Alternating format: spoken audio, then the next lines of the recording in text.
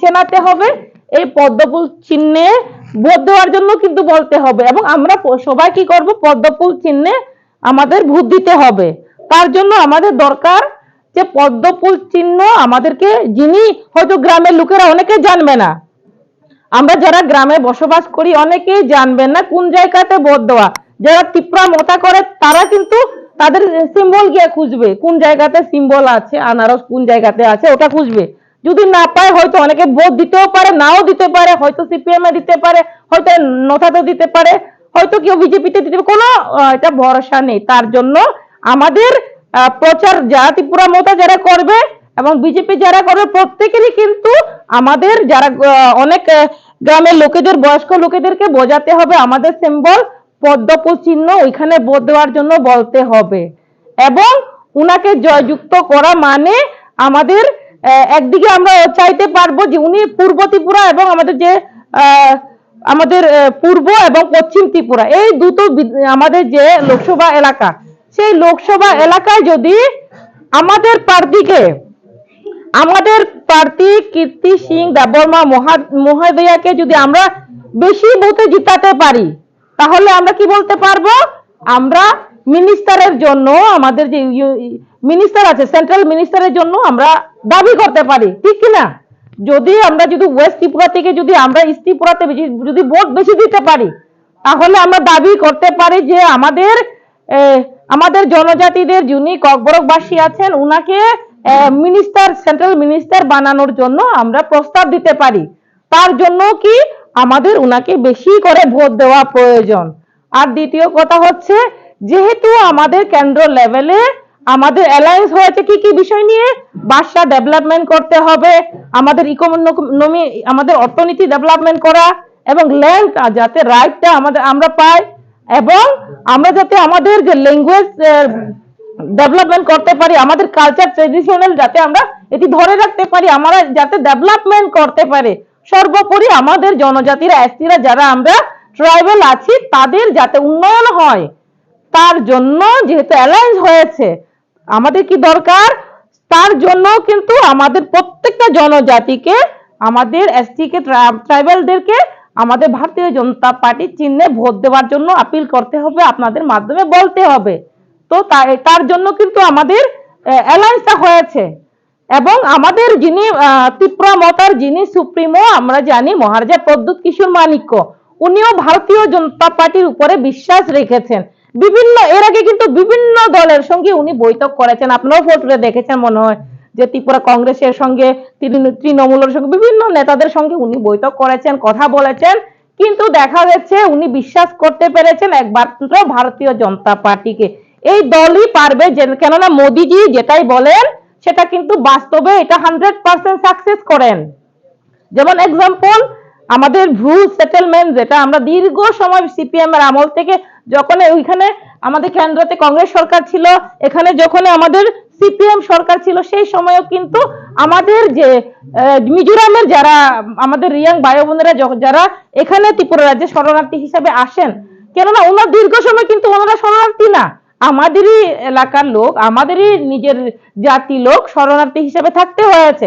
সেই সময় কেউ সমাধান করেননি, একমাত্র যখনই কেন্দ্রে আমাদের মোদিজি আসেন, যখনই কেন্দ্রে মোদিজি প্রধানমন্ত্রী আছেন, এবং আমাদের ত্রিপুরা রাজ্যে যখনই আমাদের বামফ্রন্ট সরকার, সিপিএম সরকার পরিবর্তন হয়েছে, বিজেপি সরকার আসার সাথে সাথে এটা পার্মানেন্টলি সলিউশন করে দিয়েছে আমাদের রিয়াং ভাই বোনেদের জন্য, সেটা হচ্ছে ভারতীয় জনতা পার্টি, সেটা হচ্ছে মোদি সরকার। মোদি আছেন বলে সেটা সম্ভব হয়েছে। তার জন্য কিন্তু আমাদের যারা আমরা রিয়াং ভাই বোনরা আছি ওনাকে দেখা দরকার। তার পাশাপাশি যেমন এখানে আমার 75 ব্লক চেয়ারম্যান আলোচনা করেছেন যে জনমন যোজনা, প্রধানমন্ত্রী জনমন যোজনা, যেমন ত্রিপুরা রাজ্যে আরো অন্যান্য জনজাতি আছে, এসসি আছে, কেন শুধুমাত্র আমাদের রিয়াংদের জন্য এই স্কিমটা চালু করলো, অন্যদেরকেও দিতে পারতো।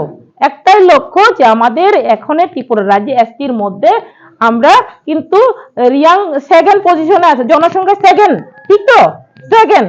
তো তার জন্য লার্জ পপুলেশন কিন্তু ওনাদের, এবং তারা কিন্তু এখনো ইকোনমিক্যালি সমস্ত দিক দিয়ে এখনো পিছিয়ে আছে, এখনো ডেভেলপমেন্ট এত হয়নি ওনাদের রিয়াংদের এখনো পিছিয়ে পড়ে আছে, তার জন্য তাদেরকে যাতে ডেভেলপমেন্ট করা যায়, রাস্তাঘাট থেকে শুরু করে শিক্ষা থেকে শুরু করে যাতে করে জল, পানীয় জল যাতে তারা পায়, তার জন্য স্কিম চালু হয়েছে। এই স্কিমের মাধ্যমে যারা সমস্ত রিয়াংদের, কাউকে বাদ দিয়ে না, সমস্ত রিয়াং সম্প্রদায় যারা আছে প্রত্যেকের বাড়িতে ঘর থেকে জল থেকে যাতে সবাই পায়, এই ব্যবস্থা স্কিমের মধ্যে আছে। এই একমাত্র মোদিজি ত্রিপুরা রাজ্যে আপনাদের রিয়াং সম্প্রদায়ের জন্য করেছেন, সেটা একটা বড় দিক। কখনো কিন্তু আমাদের আমরা একটা ইতিহাস বলতে পারি, এটা কখনো কিন্তু অন্য সরকার যখন ছিল কখনো হয়নি। আর তৃতীয় কথা হচ্ছে যে আমাদের করাপশন ফ্রি করা। আগে দেখা যেত, নিজেই রাজীব গান্ধীর নাম তো প্রত্যেকেই জানেন তো। রাজীব গান্ধী যখন দেশের প্রধানমন্ত্রী ছিলেন কংগ্রেসের, সেই সময়ে উনি কি বলেছিলেন? উনি বলেছিলেন যে আমি যদি কেন্দ্র থেকে 100 টাকা পাঠাই, কেন্দ্র থেকে মানে দিল্লি থেকে যদি আমি গ্রামে একজন ব্যক্তিকে 100 টাকা পাঠাই, তাহলে সেখানে কয় টাকা পৌঁছে? মাত্র 15 টাকা গিয়া পৌঁছায় কইছে, ঠিক নি? 15 টাকা গিয়া পৌঁছায়। কেন পৌঁছায়? যে মধ্যে মধ্যে তখন ডাইরেক্ট বেনিফিট ট্রান্সফার ছিল না, ডাইরেক্ট অ্যাকাউন্ট ছিল না, টাকা ঢুকায় না। তখন কি করছে? একজনের থেকে একজন আরেকজনের কাছে, কোন নেতা মন্ত্রী হইতে পারে, নেতা হইতে পারে, অথবা পার্টির লিডার হইতে পারে, অথবা বিভিন্ন ভাবে করাপশন হইতো। এই কারণে 100 টাকা যদি দিল্লি থেকে পাঠায়, মাত্র 15 টাকা পায়।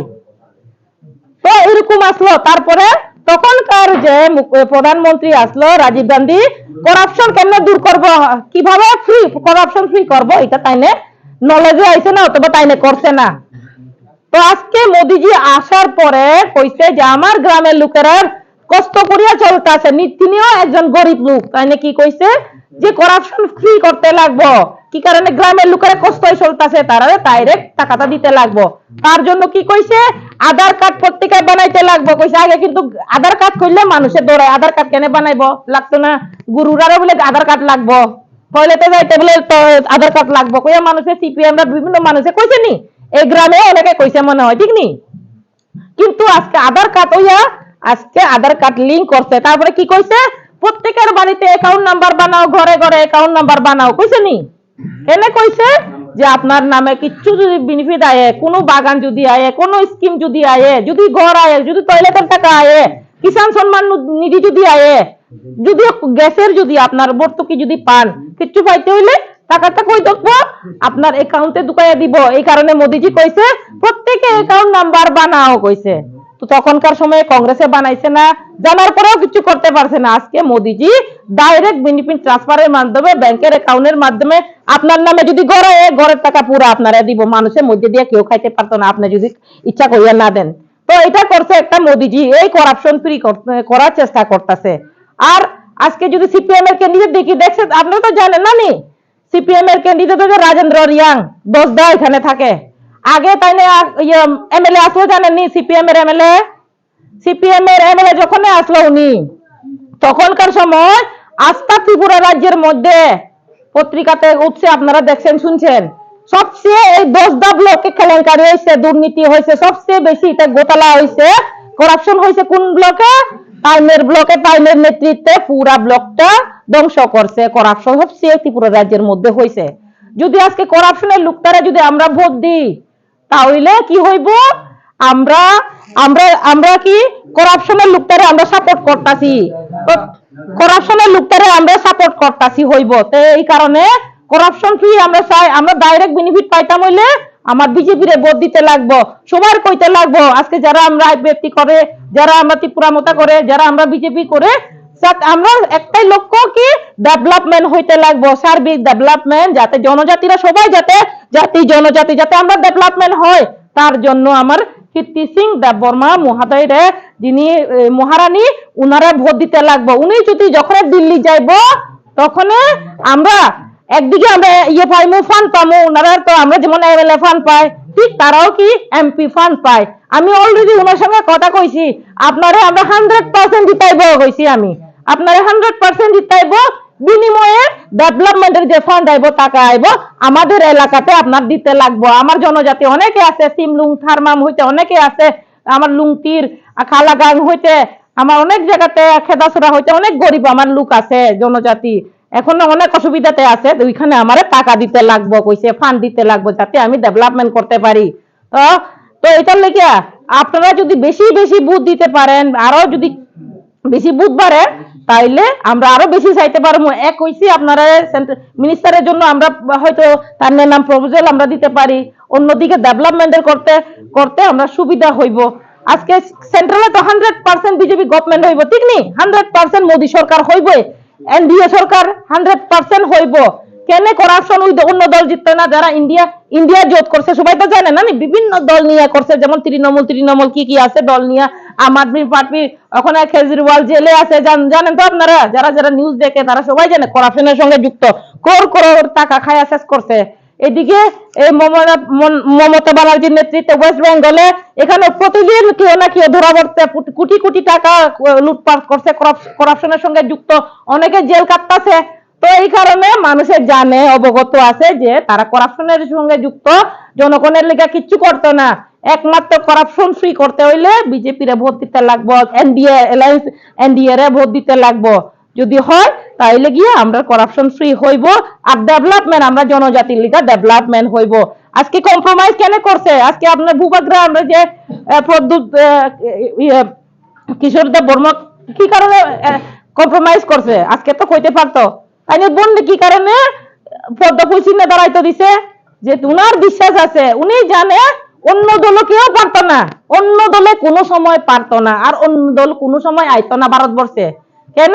বিশ্বের মধ্যে মানে ওয়ার্ল্ডের মধ্যে বেস্ট লিডার হইতেছে আমার নরেন্দ্র মোদী। 75% মানুষে তাইনে পছন্দ করে, লিডারশিপ হিসেবে মানে, আর ওয়ার্ল্ডের মধ্যে কেউ নাই। তাইনে সবচেয়ে টপ লিডার হইতেছে নরেন্দ্র মোদী, এবং উনি পপুলারিটি বেশি আছে, এবং উনি আরো তৃতীয়বারের জন্য আবার উনি প্রধানমন্ত্রী হইবেন, এবং চান্স আছে ডেভেলপমেন্টের।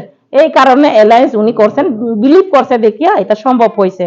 ওই কারণে কইলে তো অনেক কিছু পাওয়া যায়, তো আমি বেশি কইতাম না।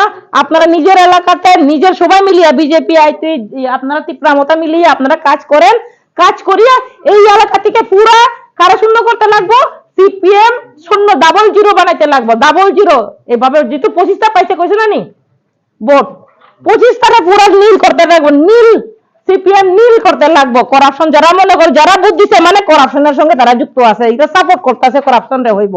আজকে সিপিএম যখন আসলো, আগে কি আসলো, এখানে খুন সন্ত্রাস হইতো। যেমন আমরা পেজাতলে আসলাম, যখন আপন উনার যেহেতু সিপিএম এর এমএলএ আসলো, আমার সঙ্গে প্রতিদ্বন্দ্বিতা করছে, আপন যেহেতু উনার যেহেতু হইতাছে অনিল চাকমা, উনার সঙ্গে আমার হয়েছে, কন্টেস্ট হয়েছে 2018-এ। তো তখনকার সময় থেকে আমরা দেখছি বিজেপি আবার কোনে, কিন্তু আমরা এলাকাতে মারধর করছি, পিটাপিটি করছে না, কিচ্ছু করছে না আমরা। কিন্তু তারা সময় যখন জিত 2008, আমি যখন একটু বুঝি রাজনীতি, এটা তো আমি আগে করতাম না, আমি আগে কোনো ধরনের রাজনীতি করছে না, তবু আমি জানি 2008-এ 2013 তখন বিধানসভা ইলেকশন হয়েছে, আমার যতটুকু মনে আছে। যতবার তারা জিতছে, দোকান পুরাইছে, ঘর ভাঙছে, মানুষরে পিটছে, মারছে, কিন্তু বিজেপি আয়া আমরা কিচ্ছু করছে না। যেমন আমরা এইবারও 23-এর নির্বাচনেও আমরা জিতার পরে আমরা তীব্রমতা ক্যান্ডিডেট, এই সিপিএম এর ক্যান্ডিডেট, অনেকেই আমরা এখানে, আর তৃণমূলের ক্যান্ডিডেট আসলো, সবাই মানে যখন আমরা জিতছে, ইয়ারে জানে মনে হয় আগে কংগ্রেস বাবা কি জানি পূর্ণিতা, তারা তো একবারে তারা মনে করছে জিতবো। সামনে প্রথম দিনে মানে বুথ গণনার দিন আইসে তারা আগে হোলি উৎসব আয়া একবারে চশমা লাগাইয়া, আমি তো একবারে মন্ত্রী আসলাম 5 বছর, আমি নর্মাল, আমি যেরকম আগে আছি এখনো এমন আছে, আমার কোনো চেঞ্জ নাই।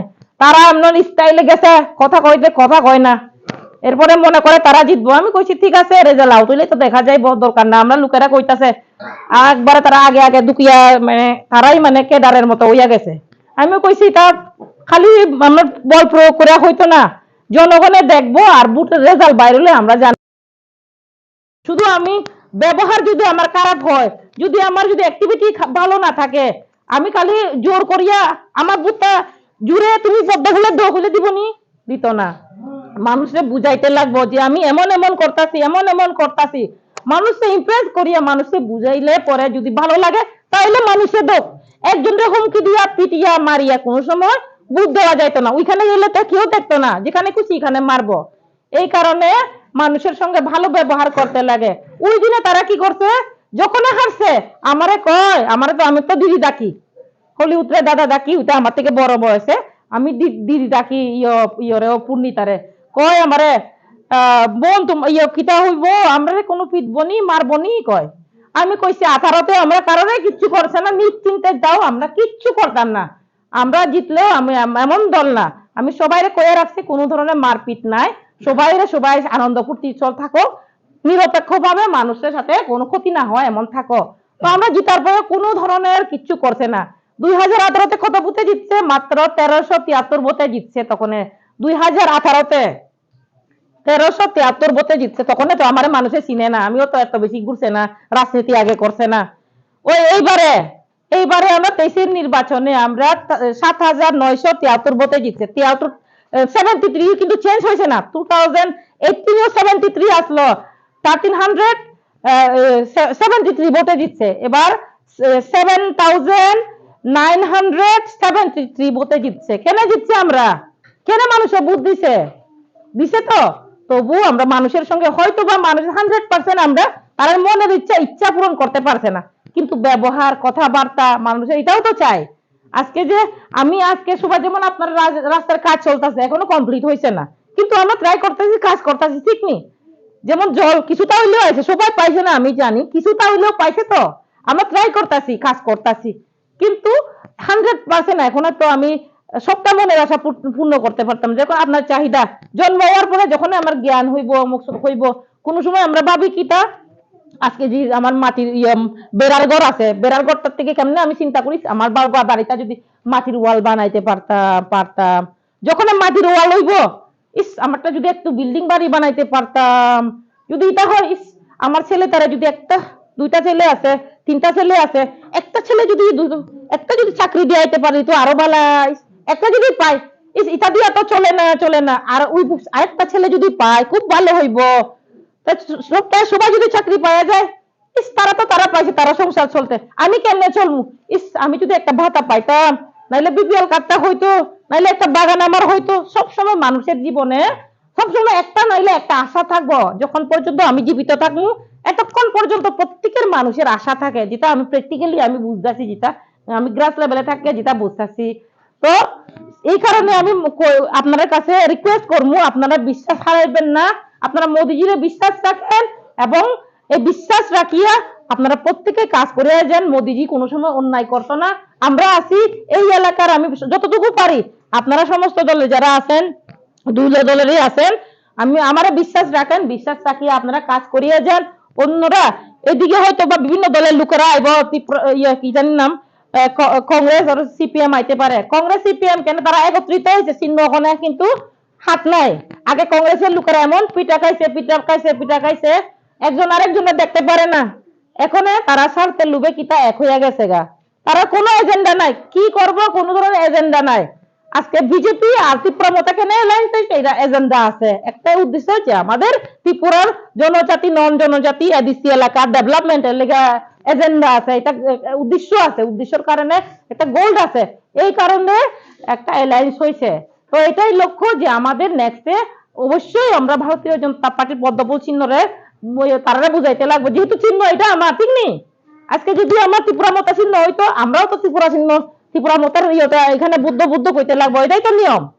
যেহেতু আমার চিহ্ন তারা চিনাইতে লাগবো, এটা যাতে আমরা বয়স্ক লোক যারা আছে তারা বুঝাইতে লাগবো, যারা ত্রিপুরা মতা করে তারা কইতে লাগবো আমরা অ্যালায়েন্স হয়েছি, কিন্তু অ্যালায়েন্স এলাকাটা বড়, ছোট এলাকা না, যেহেতু এখানে অন্য জনজাতি বাঙালির সংখ্যা অনেক আছে, আমরা অন্য জাতিও আছে, বড়কেও আছে, সব আছে, আমার সমস্ত বুথ পাইতে লাগবো। বিভিন্ন কারণে আলোচনা করে ডিসকাশন করিয়া 2-3 দলের ডিসকাশন করিয়া এটা ফাইনাল হয়েছে যে চিহ্নটা পদ্মফুল হইলে ভালো হইব। এই কারণে আমার পদ্মফুল হয়েছে, এটা বুঝাইতে লাগবো। তো আর আমি কিছু কই না, আর আপনারা ভালো থাকবেন, আর প্রত্যেকে আপনারা কাজ করিয়া যান, বিশ্বাস রাখিয়া কাজ করিয়া যান। আর ইলেকশনের পরে আমি অবশ্যই আইমু, আপনারা যে পেন্ডিং কাজগুলো আছে আমরা ট্রাই করতেছি, যেগুলাতে পেন্ডিং রয়ে গেছে এই কাজগুলা